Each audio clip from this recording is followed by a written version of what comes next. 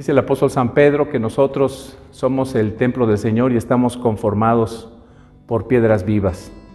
La palabra nos asegura que la iglesia no se trata de un edificio, se trata de las personas. Y lo podemos constatar durante estas semanas que vamos a estar congregándonos familiarmente en nuestros hogares a través de esta vía cibernética. Que el Señor nos bendiga, seamos todos bienvenidos en esta mañana y que podamos gozar de esta adoración a nuestro Dios y pongamos todo nuestro corazón, toda nuestra mente, toda nuestra atención para escuchar al Señor, alabar su nombre, glorificarle y disfrutar de este tiempo de adoración a Él. Seamos todos bienvenidos en esta mañana.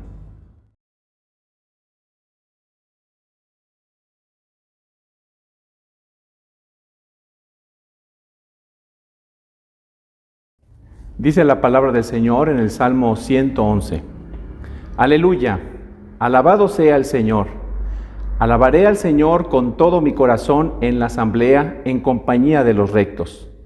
Grandes son las obras del Señor, estudiadas por todos los que en ellas se deleitan. Gloriosas y majestuosas son sus obras. Su justicia permanece para siempre. Ha hecho memorables sus maravillas. El Señor es clemente y compasivo.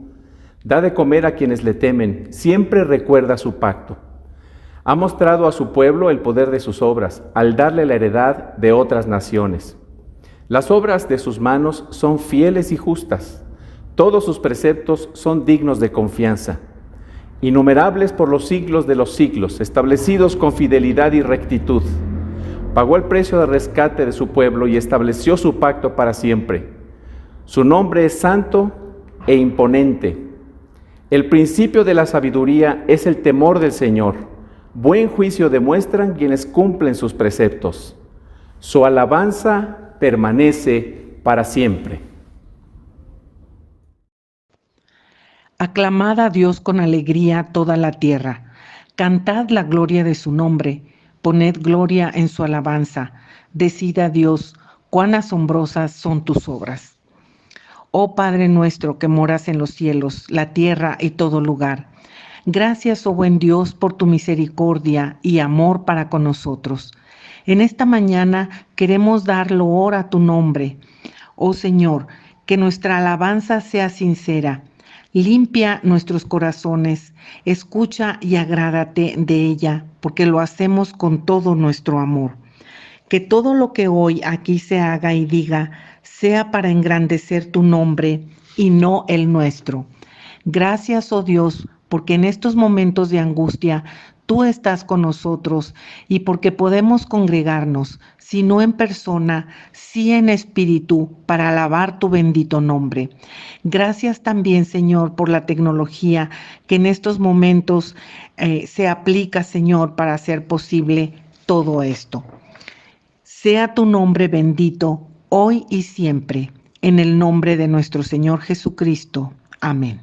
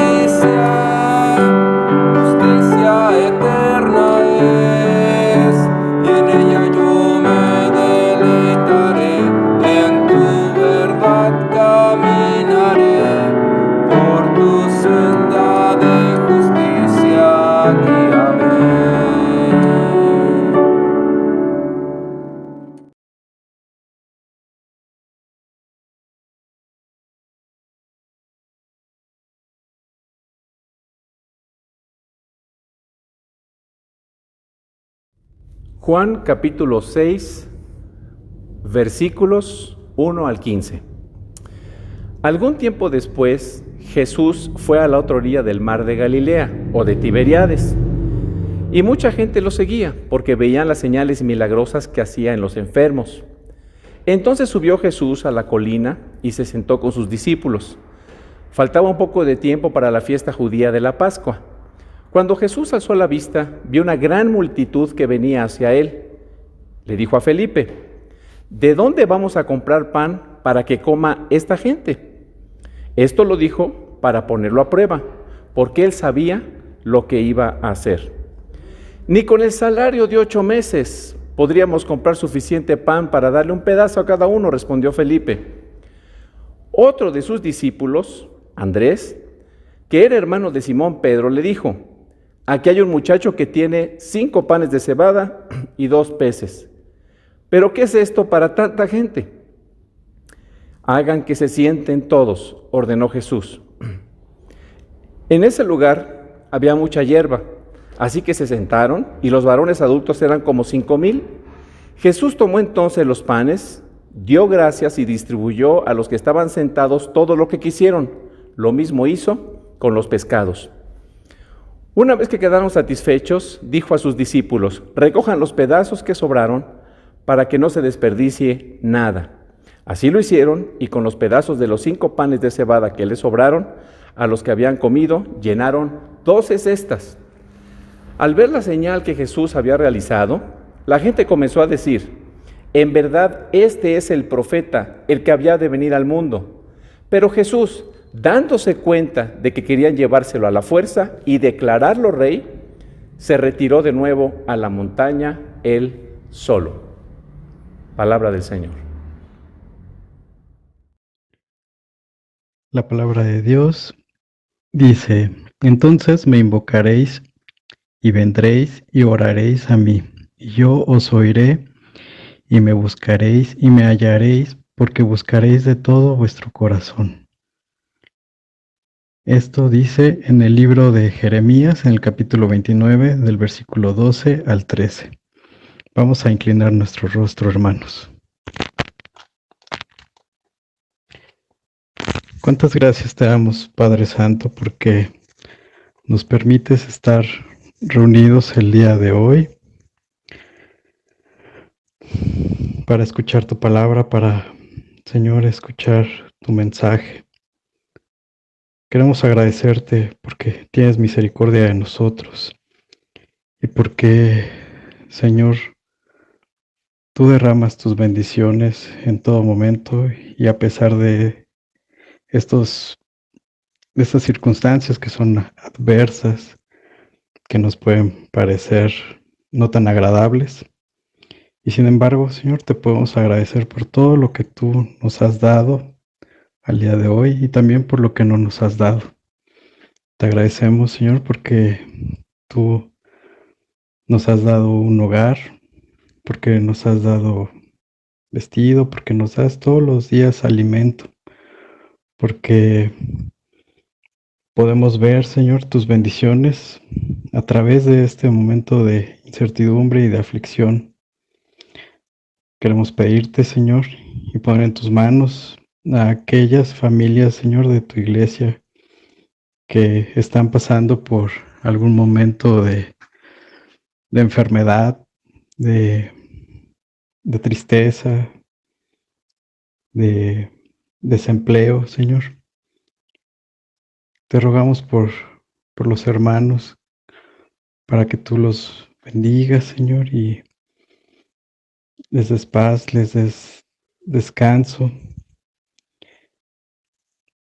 Y, Señor, te ponemos en tus manos nuestras vidas, y que a través de estos días en que nos permites estar en nuestro hogar, podamos ver tus propósitos, y que podamos ser fieles a tu palabra, y que sobre todo, Señor, podamos descansar en tu soberanía. Todo esto, Señor, lo ponemos en tus manos, en el nombre de nuestro Señor Jesucristo. Amén.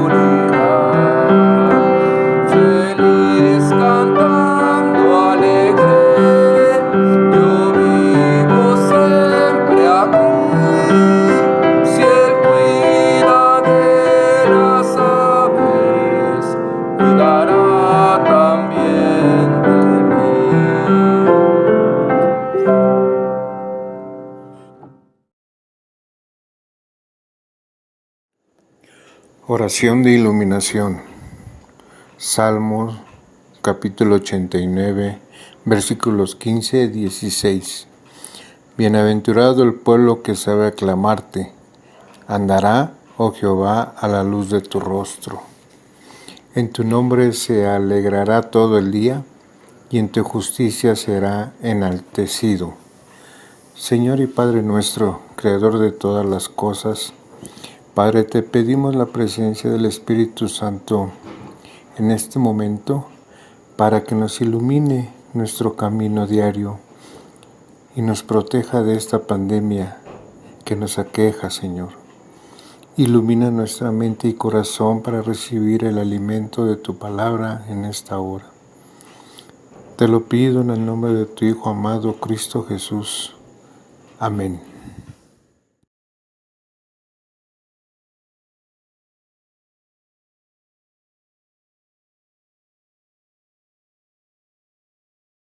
Por la gracia de Dios, el Señor me ha permitido prácticamente tener 54 años. En estos años que el Señor me ha permitido vivir, he podido ser observador de muchas catástrofes que han sucedido en el mundo en todos estos años.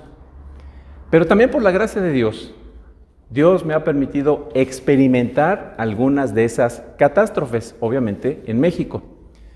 Por ejemplo, el Señor me permitió experimentar el terremoto del 85 en la Ciudad de México.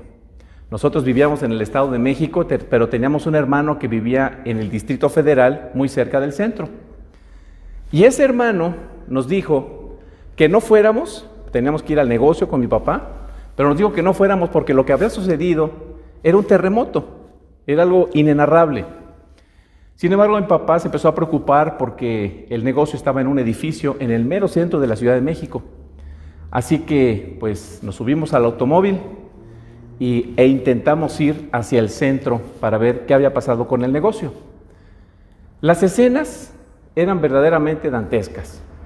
O sea, edificios derrumbados, personas corriendo, llorando porque su familia se había quedado atrapado en alguno de los edificios.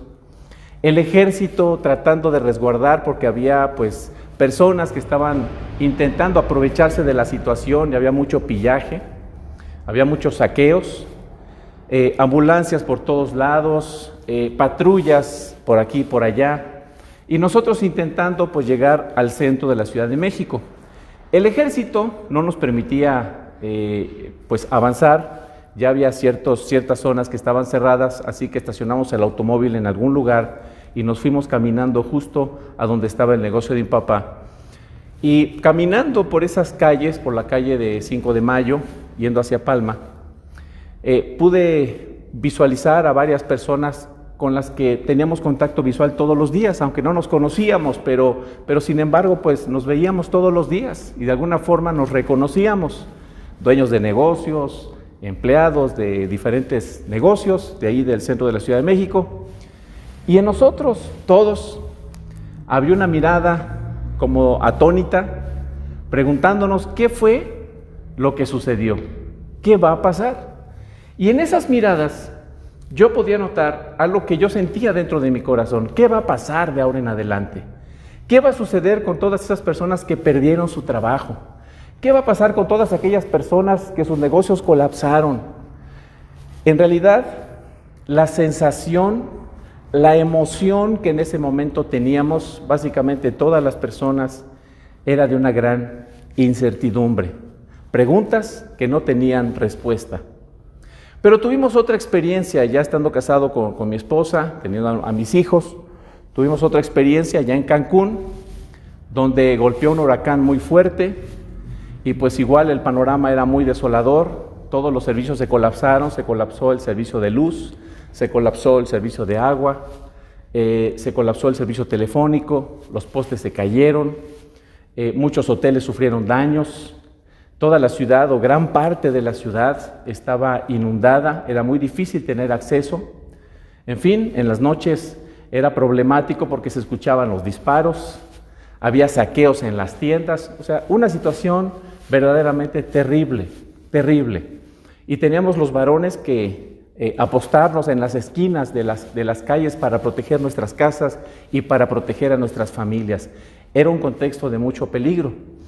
Pero platicando con los vecinos y platicando con los amigos sobre la situación que estaba privando en ese momento en Cancún, en medio de esa debacle por ese huracán, pude observar la misma situación que muchos años antes en la Ciudad de México, algunos años antes en la Ciudad de México, una gran incertidumbre en las personas.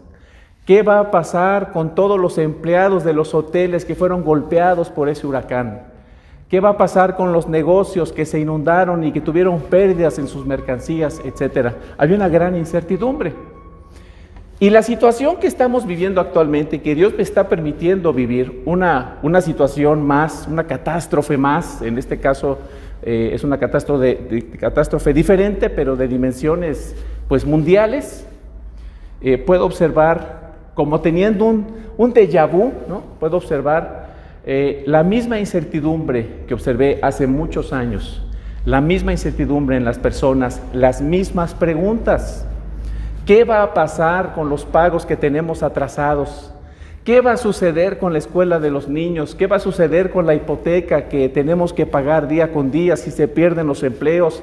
Si las empresas están mandando a las personas a descansar a su casa, el precio del petróleo se derrumbó, el peso pues también ha caído frente al dólar, las personas cierran sus negocios. Hay muchas preguntas en el aire, pero también hay algo que caracteriza este tiempo. Hay una gran incertidumbre. ¿En quién podemos poner nuestra confianza en estos momentos de tanta volatilidad? En estos momentos de tanta inestabilidad en todos los sentidos, de tanta presión social, de tanta presión inclusive dentro de las familias, ¿quién nos puede dar certidumbre? ¿Dónde podemos encontrar apoyo? Déjenme decirles, mis amados hermanos, que esta pregunta se responde en la Biblia. Nuestro Señor Jesucristo es nuestro apoyo seguro en estos momentos de tanta volatilidad, de tanta incertidumbre. Nuestro Señor Jesucristo está sentado en el trono gobernando al mundo y el Señor Jesucristo en su oficio medianero, ¿verdad? Como gobernante humano que está gobernando a todo el universo, tiene dos propósitos en su gobierno. El primero de estos propósitos es la gloria de su nombre, es decir, exaltar la gloria misma de Dios. Todas las cosas que suceden para que el Señor sea glorificado. Tal parece que estas circunstancias parecería como si fuera un carruaje tirado por caballos desbocados y parece que no tiene sentido lo que estamos viviendo. Tal vez desde nuestra perspectiva humana no tenga sentido, pero para el Señor tiene mucho sentido. De alguna forma, el Señor se está glorificando a través de todo lo que está sucediendo en el contexto que estamos viviendo, de tanta inestabilidad, de esta catástrofe que estamos viviendo. Pero también hay otro propósito, y esto es muy interesante notarlo, hay otro propósito por el cual el Señor gobierna todas las cosas. El Señor gobierna para su gloria y el Señor gobierna para el bien de la iglesia. Por eso dice la palabra de Dios ahí en Romanos 8:28 que todo ayuda bien. No quiere decir que todo sea bueno, pero todo ayuda bien a los que amamos a Dios. Pero ¿cómo es posible que esta circunstancia tan adversa, tan difícil, sea algo para nuestro bien? Todo ayuda bien a los que amamos a Dios, a los que estamos siendo conformados de acuerdo a la imagen de su Hijo Jesucristo. Ahora bien, ¿cómo es que nosotros podemos confiar en Cristo? ¿Por qué debemos confiar solamente en nuestro Señor Jesucristo? Me gustaría que leyéramos lo que dice en Juan capítulo 6, versículo 1 y versículo 2, va a aparecer ahí en una cintilla ahí en su pantalla. Juan capítulo 6, versículos 1 y versículo 2. Dice la palabra: algún tiempo después, Jesús se fue a la otra orilla del mar de Galilea o de Tiberíades, y mucha gente lo seguía porque veían las señales milagrosas que hacía en los enfermos. Miren, nuestro Señor Jesucristo realizó señales, y estas señales corroboran que nuestro Señor Jesucristo es el Mesías prometido en el Antiguo Testamento. De hecho, en Juan capítulo 2 se nos dice que el primer milagro, la primera señal que el Señor, al menos en el Evangelio según San Juan, se nos dice que la primera señal que el Señor realizó fue convertir el agua en vino, y vino de excelente calidad. Y allí en el versículo 11 dice: la primera de sus señales la hizo Jesús en Caná de Galilea. Así reveló su gloria, y sus discípulos creyeron en él. Así reveló su gloria. A través de esta señal, el Señor mostró quién era Él, y obviamente los discípulos, al ver las señales que Jesús hacía, creían en Él. Y conforme el Señor iba creciendo en su ministerio e iba mostrando su autoridad como Mesías, como el Mesías enviado por el Padre Celestial, conforme iba el Señor haciendo cada vez más señales, los discípulos iban creyendo más y más y más en Él. Su fe iba creciendo. Nuestro Señor Jesucristo, y lo pudieron observar los discípulos, posteriormente apóstoles y las personas que atestiguaron lo que Jesús hizo, Jesús tenía autoridad sobre las leyes naturales. Él podía caminar sobre el agua. Jesús tenía dominio y autoridad sobre los demonios. Los demonios tenían que pedirle permiso para tomar cierta decisión. Jesús tenía autoridad sobre las enfermedades. Jesús sanaba a las personas. Jesús tenía autoridad sobre la muerte porque Él resucitó a muchas personas. Jesús tenía autoridad sobre la vida porque Él dijo: yo pongo mi vida, tengo poder para poner mi vida y tengo poder para volverla a tomar. Así que Jesús tenía autoridad sobre todas las cosas. Y estas señales corroboraban precisamente la autoridad que Jesús tenía como el Mesías, como el Hijo de Dios, como el Rey y Señor de todas las cosas. Pero no solamente las señales certificaban que Jesús era el Hijo de Dios, sino también la palabra de Dios, la Biblia misma, el canon del Antiguo Testamento mostraba, señalaba que Jesús era el Hijo de Dios. Y ahí en Deuteronomio capítulo 18, en el versículo 15 y en el versículo 18, dice de la siguiente manera: el Señor tu Dios levantará de entre tus hermanos a un profeta como yo, a él sí lo escucharás. Y luego en el versículo 18 dice: por eso levantaré entre sus hermanos un profeta como tú. Pondré mis palabras en su boca y él les dirá todo lo que yo les mande. Así que vemos que el centro y corazón de la ley de Moisés era Jesús. Moisés finalmente, al escribir su ley, escribió acerca de Jesús. Así que Jesús era el corazón de la enseñanza de Moisés. Pero Jesús no solamente estaba revelado en la palabra escrita, Él mismo era la palabra encarnada de Dios. Todo el Antiguo Testamento, todo el canon del Antiguo Testamento nos habla precisamente de Jesús. Ahí en Lucas capítulo 24, versículos 25 al 27, se corrobora esto. «¿Qué torpes son ustedes?», les dijo Jesús, «y qué tardos de corazón para creer todo lo que han dicho los profetas. ¿Acaso no tenía que sufrir el Cristo estas cosas antes de estar en su gloria? Entonces, fíjense muy bien, entonces, comenzando por Moisés y por todos los profetas, explicó lo que se refería a él en todas las Escrituras». Así que el mismo Señor, Jesucristo, les dijo a sus discípulos que todo el Antiguo Testamento, la ley de Moisés, los libros históricos, los salmos, los profetas, todo el Antiguo Testamento hablaba acerca de Jesús. Y aquí en el libro de Juan, Juan el Bautista mismo dijo: yo no soy el Mesías, pero viene uno viene uno después de mí, que es antes que yo, y dice él que es el Cordero de Dios que quita el pecado del mundo. Y fíjense qué interesante lo que dijo Juan el Bautista, porque dice que vendría después de él, pero que era antes que él. Él estaba refiriéndose a que nuestro Señor Jesucristo era el eterno Hijo de Dios, en su persona eterna, el Dios encarnado que vendría a salvar a la humanidad. El Padre también testificó que Jesús era el Hijo de Dios, y el Hijo mismo testificó por sus señales que Él era el Hijo de Dios. Así que no solamente por las señales que hacía Jesús, sabemos que Jesús es el Hijo de Dios, que tiene toda autoridad sobre todas las cosas y que está gobernando sobre todos los cielos para el bien de su iglesia y para la gloria de su nombre, sino también por lo que dice la Escritura.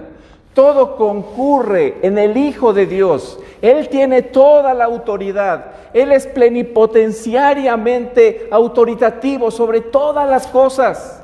No hay nada que se resista a su poder. Reitero, todo, absolutamente todo concurre en el Hijo de Dios. Cuando hablamos de Jesucristo no hablamos de un simple profeta. Hablamos del profeta de Dios. El Dios encarnado que vino a salvar a la humanidad y que gobierna con todo poder y gloria para la gloria de su nombre y para el bien de la iglesia. Y es por esta razón que nos dice en el versículo 1 y versículo 2 de Juan que una gran multitud de personas lo seguían, porque estas personas veían en él a un profeta totalmente diferente que los profetas que ellos habían conocido, que los maestros que ellos habían conocido. Fíjense, los maestros en los tiempos de Jesús, los fariseos, los maestros de la ley, los sacerdotes, se circunscribían solamente a explicar, a exponer, y bien hacían, la palabra de Dios. Ese era su ministerio. Podríamos decir que la manera ordinaria o la forma ordinaria de ministerio era enseñar la palabra de Dios. En las sinagogas, por ejemplo, se les enseñaba a las personas, a los judíos, a sumar y a restar, se les enseñaba a leer, se les enseñaba a memorizar la Escritura, se les enseñaba teología, se les enseñaban todas las profecías, toda la ley de Moisés. Así que los judíos tenían un gran respeto por sus maestros porque ellos habían aprendido básicamente a leer y a escribir en las sinagogas. Pero esa forma de ministerio era una forma ordinaria, enseñando la Escritura. Pero en el caso de Jesús, Él vino a romper todos los esquemas, porque la forma de ministerio era una forma que a lo extraordinario lo hizo ordinario, porque Él no solamente enseñaba la palabra de Dios, todo lo que se decía en el Antiguo Testamento, sino también atribuía a Él mismo todas las profecías y todas las sombras del Antiguo Testamento. Él era la realización de todo lo que se explicaba en el Antiguo Testamento, y Él se atribuía a sí mismo frente a las personas como el Mesías que habría de venir, como el Hijo de Dios. Pero no solo eso, acompañaba esta didáctica bíblica atributiva a Él con señales que verificaban, que certificaban que verdaderamente Él era el Cristo. Y de esto nos da cuenta precisamente el Antiguo Testamento. Allá en el libro de Isaías, capítulo 35, en el versículo 5 al versículo 7, dice de la siguiente manera: se abrirán entonces los ojos de los ciegos y se destaparán los oídos de los sordos. Saltará el cojo como un ciervo y gritará de alegría la lengua del mudo, porque aguas brotarán en el desierto y torrentes en el sequedad. La arena ardiente se convertirá en estanque, la tierra sedienta en manantiales burbujeantes. Las guaridas donde se tenían los chacales será morada de juncos y de papiros. Así que Jesús hace manifiesta su autoridad mesiánica. Pero no solo eso, también en este capítulo 6 de Juan podemos ver que Jesús también hace manifiesta su compasión hacia las necesidades humanas. En el versículo 5 al versículo 9, versículos que no vamos a leer, pero se los quiero explicar, se nos narra lo siguiente. En el versículo 5 al versículo 9, tiernamente nuestro Señor Jesucristo prueba a sus discípulos. En estos versículos se nos narra que había una gran multitud de personas, dice la palabra de Dios que eran 5,000 solamente de hombres, sin contar mujeres y niños. Había una gran multitud que seguían a Jesús. Algo estaba sucediendo. Jesús era un profeta totalmente diferente a los demás profetas. Y Jesús le hace una pregunta a Felipe. Tiernamente prueba a este discípulo. Y le dice: Felipe, ¿cómo le vamos a dar de comer a todas estas personas? Y Felipe se queda pensando y dice: Señor, pues si nosotros trabajáramos 8 meses y juntáramos el dinero de 8 meses de trabajo y no gastáramos un solo centavo y compráramos pan para toda esta gente en esos 8 meses de trabajo, ni siquiera alcanzaría para que tuvieran una pizca de pan cada una de las personas que están aquí reunidas. Miren, lo que hizo Jesús fue interesante. Es como si un padre va a un restaurante con su hijo y el padre pone en una de las bolsas todo el dinero y todas las tarjetas y en otra bolsa pone la cartera vacía. Y entonces, después de comer perfectamente bien, a lo mejor cuando pide la cuenta el padre le dicen: bueno, pues aquí está la cuenta, son, no sé, 400 pesos, 450 pesos. Para el hijo, pues un dineral.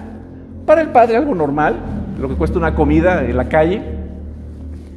Pero es como si el padre sacara la cartera y le enseñara la cartera vacía al hijo. Y le dijera: ¿y ahora cómo vamos a pagar? El padre sabe lo que va a hacer porque tiene dinero en la otra bolsa. Pero quiere escuchar la respuesta de su hijo. Para él la respuesta de su hijo es importante porque esa respuesta va a revelar el concepto que el hijo tiene del papá. Y si ese hijo tiene un concepto correcto del padre, entonces dirá: pues mira, papá, no sé qué vas a hacer, pero tú siempre has resuelto los problemas, así que yo confío en ti. Esa sería, digamos, la respuesta ideal en ese momento del hijo. Jesús, al decirle a Felipe: ¿cómo le vamos a hacer para dar de comer a tanta gente? La Biblia dice que Jesús sabía perfectamente lo que iba a hacer. Pero Felipe dice: Señor, en pocas palabras, es imposible. Esa es la respuesta de Felipe. Una respuesta muy humana, una respuesta muy carnal, y no estoy hablando carnal en el sentido negativo o pecaminoso, sino propia de la naturaleza humana. Señor, no sé qué vamos a hacer. Es imposible darle de comer a tantas personas. Obviamente él responde de acuerdo a su limitación humana.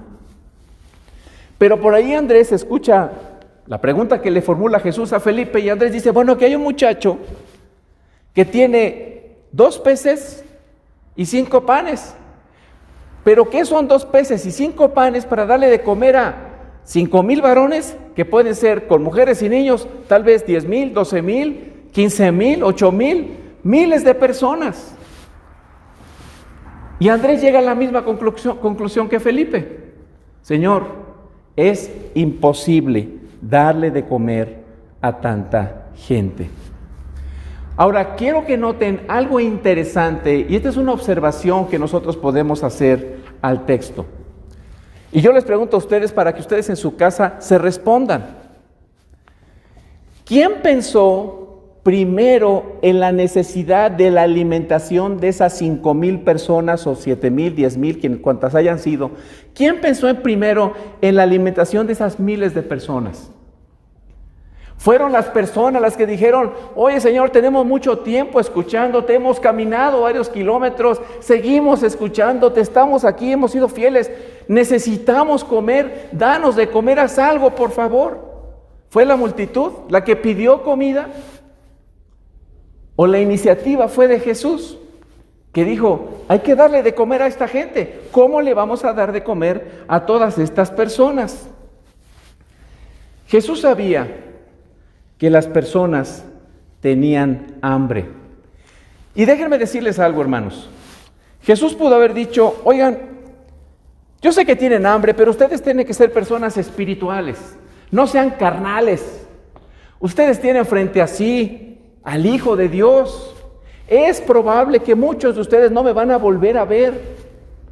Entonces aprovéchenme, escúchenme, atesoren lo que estoy diciendo. Jesús pudo haberles dicho eso, ¿verdad? No sean carnales. ¿Cómo se les ocurre pensar en comida? Pero Jesús sabía que los estómagos de esas personas estaban vacíos, que su cuerpo les estaba pidiendo comida, y Él estaba dispuesto a suplir esa necesidad física que ellos tenían. Y he aquí, hermanos, un principio muy importante que encontramos en este pasaje y otros pasajes más de la Escritura. He aquí el principio. El Señor sabe lo que necesitamos antes de que nosotros se lo pidamos. Voy a repetir ese principio. El Señor sabe lo que necesitamos antes de que nosotros se lo pidamos. A veces nosotros nos preguntamos: ¿será que Dios conoce la situación por la que estamos pasando? ¿Será que Dios conoce nuestras necesidades? ¿Será que el Señor sabe lo que está sucediendo en esta familia? ¿Conocerá el Señor la situación en la que estamos? Claro que sí. Aquí encontramos precisamente en Juan capítulo 6 ese principio. Dios conoce nuestras necesidades antes de que nosotros se las pidamos. En Mateo capítulo 6, versículo 8, que va a aparecer ahí en su pantalla, en la cintilla, Mateo capítulo 6, versículo 8, dice lo siguiente: no sean como ellos, porque su Padre sabe lo que ustedes necesitan antes de que se lo pidan. ¿Se dan cuenta? Si estás ansioso, preocupado por la situación por la que estás pasando, tienes que hacer tuyo, abrazar este principio. Antes de que tú ores a Dios, Dios sabe tu necesidad y Dios conoce el contenido de tu oración antes de que tú ores. Debemos orar, por supuesto. Debemos poner delante del Señor todas nuestras peticiones, por supuesto. Sin embargo, Dios conoce nuestras necesidades antes de que nosotros se las pidamos. Por ejemplo, este principio lo vemos en el profeta Elías, en el Antiguo Testamento. ¿Ustedes se acuerdan que Elías estaba pasando por un momento de mucha presión? Su vida corría peligro realmente, corría peligro, lo querían matar el rey y su esposa. Pero Dios fue el que lo llevó a un escondite. Y en medio del contexto de la sequía que estaba experimentando el pueblo de Israel, recordamos el mensaje de la semana pasada, en esa dinámica del pacto, el pueblo había pecado contra Dios, estaban experimentando maldiciones y no había llovido durante muchos años, durante algunos años. Había mucha sequía, necesidad, hambre. Y entonces Elías estaba siendo perseguido por el rey y su esposa. Y Elías es llevado a un escondite por Dios. Y Dios lo pone junto a un arroyo para que él pueda beber agua. Y Dios bondadosamente le manda alimento a través de las aves para que él se pudiera alimentar. Pero Dios también le permitió descansar porque él estaba agobiado por tanto estrés en el ministerio, por la situación tan difícil espiritualmente por la que estaba pasando Israel. Y Dios le permite que él tenga descanso Así que Dios le da escondite, le da que beber, le da que comer y aparte de todo, le da descanso. Elías se lo pidió. Elías le dijo, Señor, pero ¿dónde voy a encontrar comida? ¿Dónde voy a encontrar bebida? ¿Dónde puedo descansar? ¿Dónde puedo estar que no me encuentren y me maten? Elías no lo pidió. Fue Dios quien suplió todas sus necesidades antes de que él se lo pidiera. El Señor sabe lo que necesitamos antes de que se lo pidamos. Y quiero compartir con ustedes algunos versículos bíblicos que pueden traer y que deben traer mucha paz a nuestro corazón, mucho contentamiento, mucha fe en el Señor, en las promesas que Dios nos da en su palabra. Allá en Filipenses capítulo 4, versículo 19 y versículo 20, dice la palabra del Señor. Así que mi Dios les proveerá todo lo que necesiten. ¿Cómo dice? Conforme a su necesidad, conforme a sus deseos, ¿no? Dice, mi Dios les proveerá todo lo que necesiten conforme a las gloriosas riquezas que tiene en Cristo Jesús. Dios suplirá todo lo que necesitamos, no de acuerdo a nuestra necesidad, sino de acuerdo a sus riquezas en gloria. En Mateo capítulo 6, versículo 31 y versículo 32, dice la palabra del Señor. Así que no se preocupen diciendo, ¿qué vamos a comer? ¿Qué vamos a beber? Voy a hacer una paráfrasis. ¿Cómo le vamos a hacer para pagar todo lo que debemos pagar? ¿Qué va a suceder si me quedo sin trabajo? ¿Qué va a suceder si la empresa me manda un mes a descansar a mi casa sin goce de sueldo? Dios tiene tu vida en sus manos y Dios sabe lo que tú necesitas. Y tú no vas a ser probado en una prueba que esté más allá de la capacidad que Dios te dio para que tú respondas a esa prueba. Por eso dice la Biblia, no se preocupen diciendo qué comeremos, qué beberemos, con qué nos vestiremos, porque los paganos andan tras todas estas cosas. Y luego dice, el Padre Celestial sabe que ustedes las necesitan. Dios conoce, Dios sabe y nos hizo de esa manera. Dios sabe que nosotros necesitamos alimentarnos espiritualmente, por supuesto, y nos ha dado su palabra para que nos alimentemos espiritualmente. Pero Dios no solamente está consciente de nuestra necesidad espiritual, de nutrir nuestro corazón para que nuestra fe vaya creciendo cada vez más en el Señor. Dios conoce nuestras necesidades físicas. Sabe que necesitamos techo, sabe que necesitamos comida, sabe que necesitamos vestido. Él está consciente de todas tus necesidades. Él está presente en tu hogar y sabe lo que tú estás pasando. Mateo capítulo 6, versículo 25. Por eso les digo, no se preocupen por su vida, qué comerán o qué beberán, ni por su cuerpo, cómo se vestirán. ¿No tiene la vida más valor que la comida y el cuerpo más que la ropa? Dios conoce nuestras necesidades antes de que nosotros se las pidamos. Él está presente en tu hogar. Él sabe por lo que estás pasando.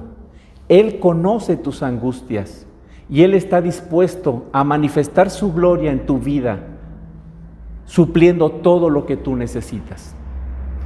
Te voy a platicar una historia que me platicó el rector del seminario cuando él pastoreaba una iglesia en Campeche. Él nos platicó a nosotros que estábamos ahí en el aula estudiando un testimonio. Y dice que había dos personas ya grandes de edad que la señora se sostenía de lo que el esposo sacaba de trabajar como vendedor ambulante ahí en Campeche. Él vendía frutas fuera de las escuelas, etcétera. Entonces, básicamente comía, de lo que el Señor sacaba todos los días. El Señor proveía cada día, o sea, el esposo, lo que la familia necesitaba.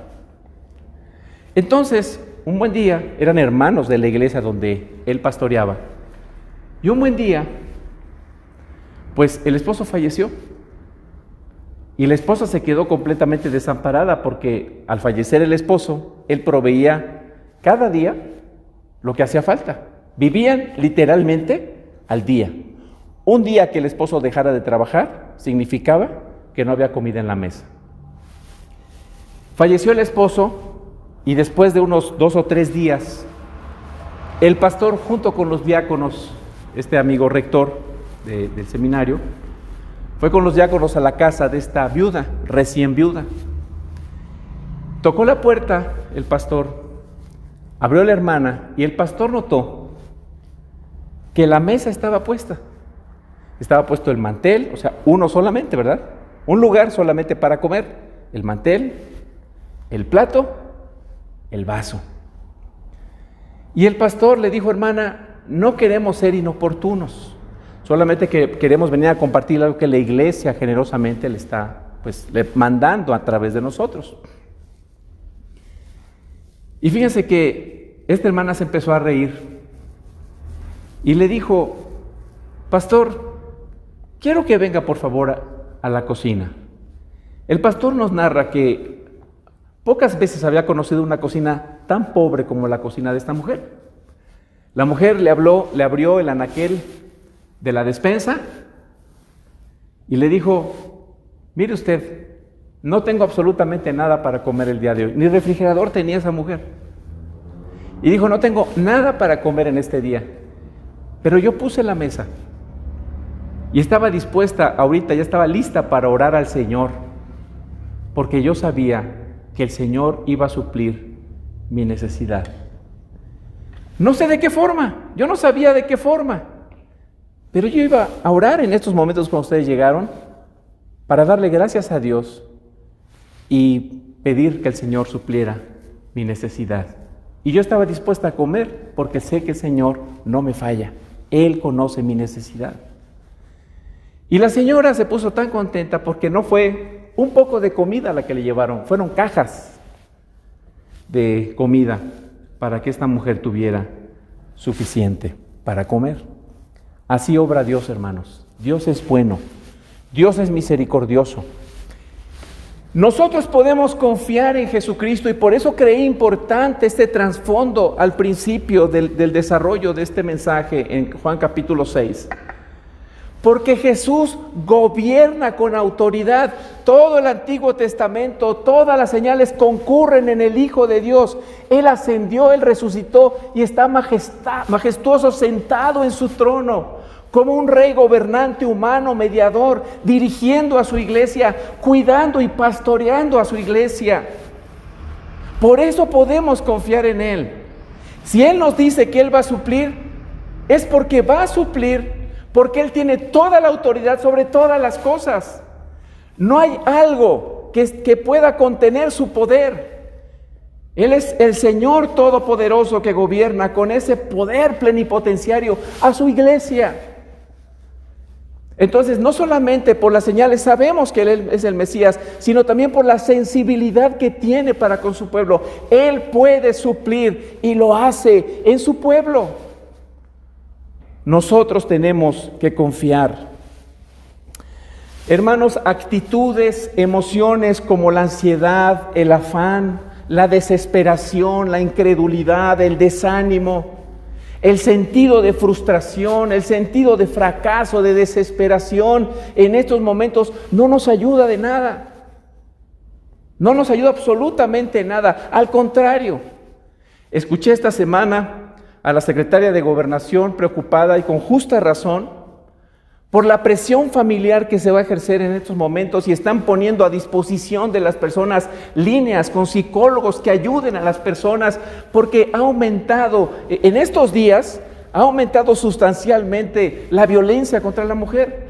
empiezan las necesidades económicas, empiezan los desempleos, la gente todo el tiempo en su casa, y cuando hay ansiedad, afán, desesperación, incredulidad, desánimo, frustración, sentido de fracaso, pues la presión se hace algo agobiante en la familia, y obviamente empiezan los gritos, empieza la desesperación, hay una explosión, más bien una implosión dentro de la familia.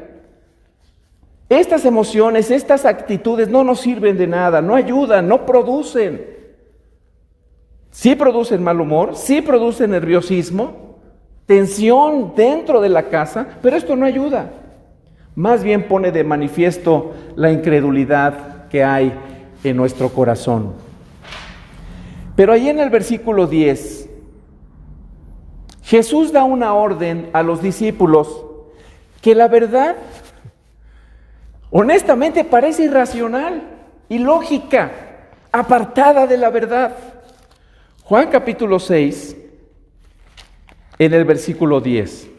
Fíjense, Jesús le dice a los discípulos: hagan que se sienten todos, ordenó Jesús. En ese lugar había mucha hierba, así que se sentaron. Y los varones adultos, varones, eran como 5,000 personas. Y digo que esta fue una orden absurda, porque los orientales comían así semiacostados, y fue lo que Jesús les dijo, que se acuesten en la hierba.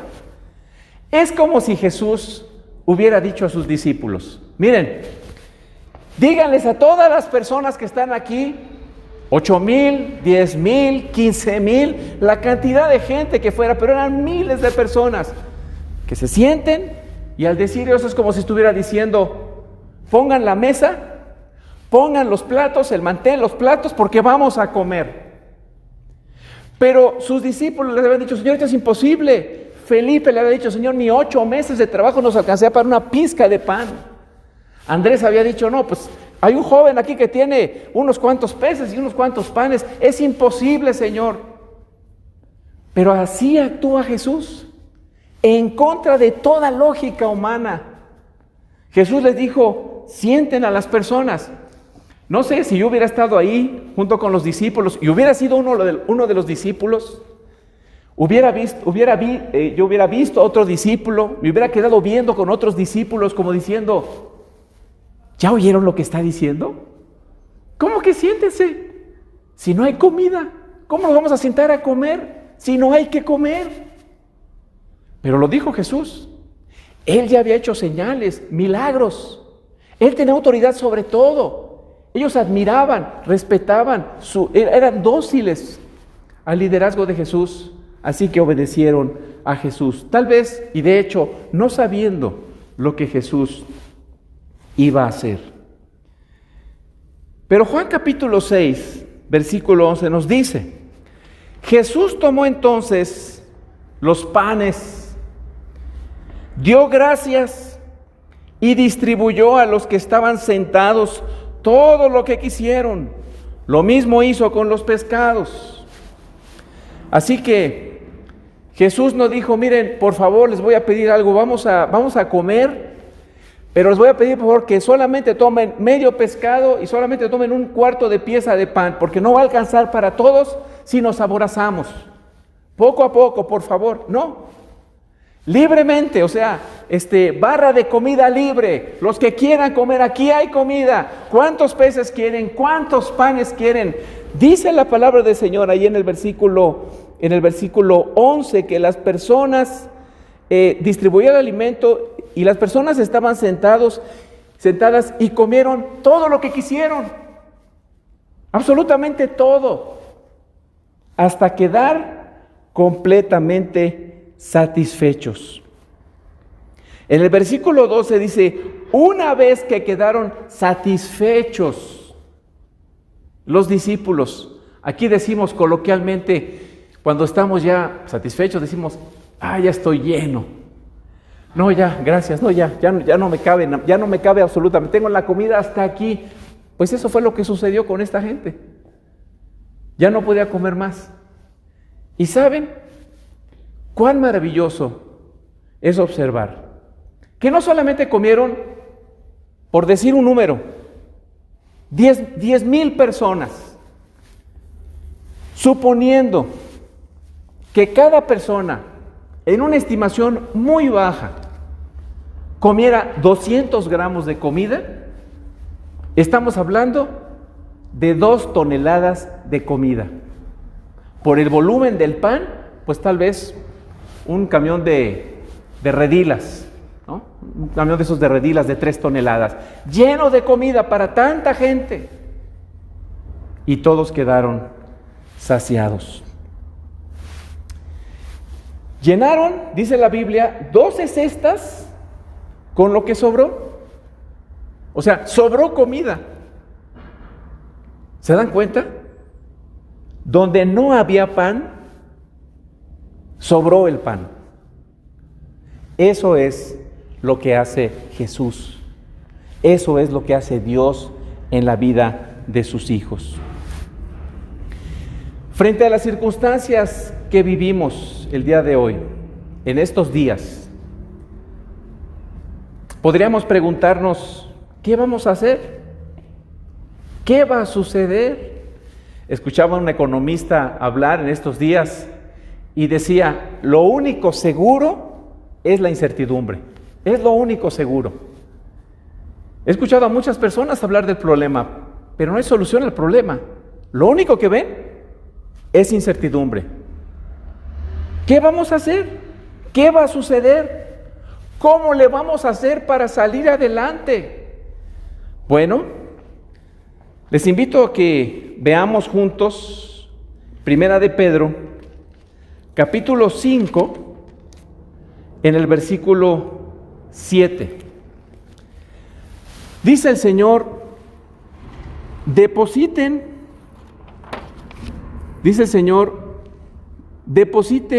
en Él toda ansiedad, porque Él cuida de ustedes. ¿Estás ansioso? Deposita tu ansiedad sobre Él. ¿Estás nervioso? ¿Estás preocupado? ¿Estás desesperado? ¿Eres de las personas que mandaron a su casa sin goce de sueldo durante algún tiempo y quién sabe cuándo irás a regresar? El Señor conoce perfectamente la necesidad y la situación por la que estás pasando. Y dice la Biblia, lo que tú tienes que hacer, antes de enojarte, regañar a tus hijos, ponerte de malas, arremeter contra tu mujer, arremeter contra tu esposo, es obedecer lo que dice el Señor. Depositen en Él toda su ansiedad, porque Él cuida de ustedes. El Señor Jesucristo, mis amados hermanos, gobierna a su iglesia por el Evangelio. Ahora podemos llamar a nuestro Dios Padre. O sea, nosotros no somos huérfanos espirituales. Por el Evangelio podemos acercarnos al trono mismo de la gracia y besar sus pies y decirle, Padre, necesito tu ayuda. Sí, estoy desesperado, me siento confundido, no sé qué voy a hacer. Hay una gran incertidumbre, pero necesito tu ayuda. Dirígeme, enséñame cómo confiar en ti. Él es nuestro Padre Celestial. Por el Evangelio sabemos que podemos confiar en Él. La misma Biblia dice, el que no escatimó a su propio Hijo, sino que lo entregó por todos nosotros, ¿cómo no nos dará juntamente con Él todas las cosas? Si ya nos dio lo más difícil, que era la salvación en su Hijo, ya nos dio a su Hijo para que fuéramos salvos. ¿Qué no podrá hacer en nuestra despensa? ¿Qué no podrá hacer en nuestro refrigerador? ¿Qué no podrá hacer con nuestra cuenta bancaria? Su provisión presente nos recuerda que llegará el día, hermanos, en que jamás tengamos que preocuparnos por qué vamos a hacer, cómo le vamos a hacer, qué vamos a comer ante esta inestabilidad. Eso se va a acabar en va a llegar el tiempo en que todo esto se va a acabar. La provisión en los cielos nuevos y en la nueva tierra, donde estaremos eternamente satisfechos en la presencia de Dios y nunca más experimentaremos las necesidades la inestabilidad, la volatilidad que experimentamos en este mundo caído. Quiero leerles a ustedes lo que dice Apocalipsis capítulo 7, versículos 14 al 17. Apocalipsis 7, 14 al 17 dice: «Eso usted lo sabe, mi Señor», respondí. Él me dijo: «Aquellos son los que están saliendo de la gran tribulación, han lavado y blanqueado sus túnicas con la sangre del Cordero. Por eso están delante del trono de Dios, y día y noche les sirven en su templo. Y el que está sentado en el trono les dará refugio en su santuario». Y fíjense lo que dice en el versículo 16: «Ya no sufrirán hambre ni sed, ya no sufrirán hambre ni sed». Versículo 16: «Ya no sufrirán hambre ni sed. No los abatirá el sol, ni ningún calor abrasador, porque el Cordero que está en el trono los pastoreará y los guiará a fuentes de agua viva, y Dios les enjugará toda lágrima de los ojos». La multiplicación de los panes es un atisbo de la gloria celestial, cuando ya no habrá hambre, cuando ya no habrá sed, cuando ya no habrá necesidad. El Señor será todo en todos, y el Cordero gobernará a su pueblo, satisfaciendo eternamente, a plenitud, todas nuestras necesidades. En tanto que estamos de este lado de la gloria, debemos reconocer que el Señor va a proveer para todo lo que necesitamos.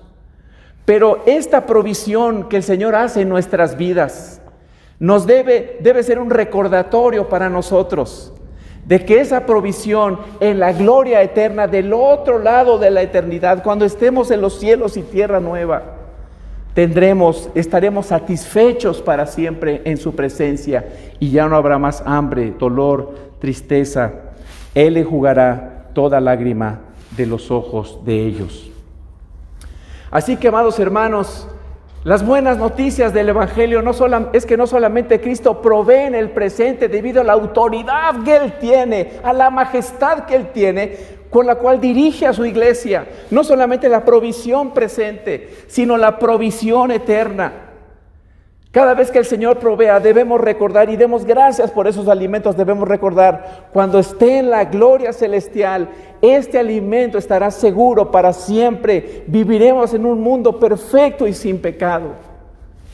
Algún día toda esta zozobra se acabará, pero en tanto aquí en este mundo inestable, lleno de aflicción, confiemos plenamente en el Cordero que gobierna con poder y majestad, con autoridad a su iglesia, para la gloria de su nombre y para el bienestar de su iglesia. Todo ayuda bien a los que amamos a Dios, a los que hemos sido llamados conforme a su propósito, ser conformados de acuerdo a la imagen de Jesucristo. Y todo esto gracias al Evangelio, a la obra de Cristo que será consumada cuando Él venga por segunda vez, cuando ya no tendremos para nunca jamás hambre ni inestabilidad. El Señor se glorifique, y que nosotros como pueblo podamos confiar y tener un sentido de gloria, no solamente la provisión presente, sino como un atisbo la provisión presente de la provisión futura, donde estaremos satisfechos con Él, y Él será todo en todos para siempre. Amén. Oremos. Padre Santo, te damos gracias en esta preciosa tarde, porque tu palabra sin lugar a dudas trae consuelo a nuestras vidas en medio de las tribulaciones. Una actitud muy humana, una emoción muy humana es la ansiedad, la desesperación. Y como dice John Piper, esta desesperación es el falso profeta del futuro. ¿Qué va a pasar? ¿Cómo le vamos a hacer? Pero Señor, que nosotros podamos depositar toda nuestra ansiedad sobre ti, podamos descansar en ti. Que hagamos lo que nos corresponde hacer bien hecho. Que seamos diligentes, trabajadores, esforzados. Si tenemos que trabajar desde casa, que lo hagamos lo mejor que se pueda. Pero Señor, siempre confiando en que nuestra vida no depende de la devaluación del peso, de la baja del petróleo, de un virus, que nuestra vida no depende de las circunstancias. Nuestra vida, Señor, depende solamente de ti. Y en nosotros tú te glorificas y muestras lo que eres capaz de hacer en un pueblo que confía en ti. Ponemos nuestras vidas en tus manos, en Cristo Jesús. Amén.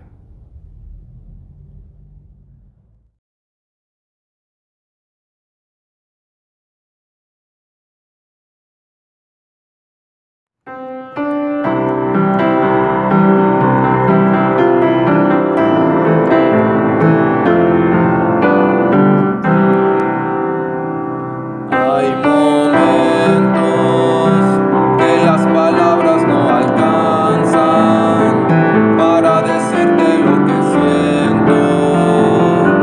Bendito Salvador. Hay momentos que las palabras no alcanzan para decirte lo que siento. Bendito Salvador.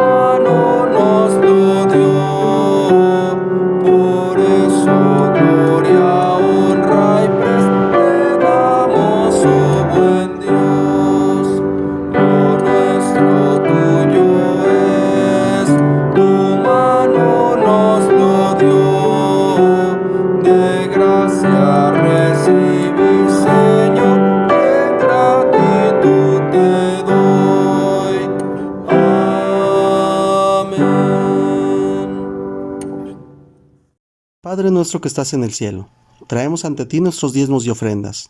Permítenos adorarte con ellas, pues te las ofrecemos de corazón. Bendícelas, conságralas para tu gloria y que sean usadas para el enaltecimiento de tu palabra. Todo esto te lo pedimos en el nombre bendito de nuestro Señor Jesucristo. Amén.